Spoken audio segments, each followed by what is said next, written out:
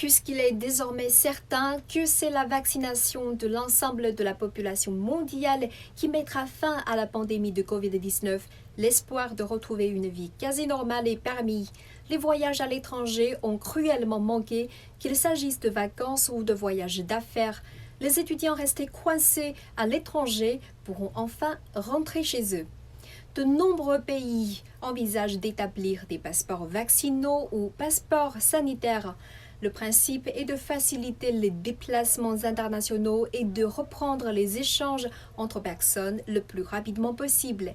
La Chine a déjà lancé son certificat de santé pour les voyages internationaux, une application pour smartphone non obligatoire qui affiche les données sanitaires d'un citoyen, par exemple s'il a effectué des tests PCR et s'il est vacciné. Le but de la démarche est double. Permettre aux Chinois vaccinés de recommencer à voyager à l'étranger en toute sécurité et garantir la réouverture progressive de ces frontières aux voyageurs étrangers. Les ambassades chinoises aux États-Unis, en France, au Japon, en Thaïlande, aux Philippines et au Pakistan ont annoncé à la mi-mars des assouplissements allant dans ce sens pour les demandeurs de certaines catégories de visas. La question de la reprise des échanges humains suspendus à cette idée de passeport vaccinal a été soulevée lors du sommet d'affaires Chine-États-Unis qui s'est tenu le 17 mars à Anchorage, en Alaska.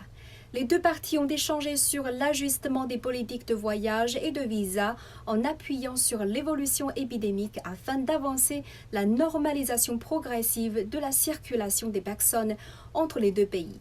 Selon USA Today, l'administration Biden est sous la pression d'une grande partie des compagnies aériennes américaines qui réclament unanimement la levée des restrictions anti-Covid pour les voyages internationaux pour éviter la faillite. Il a également été demandé que les voyageurs chinois et étrangers vaccinés soient exemptés de tests à l'arrivée et puissent voyager librement aux États-Unis. De son côté, la Chine s'engage à reconnaître les vaccins des autres pays à condition que les autres pays fassent de même.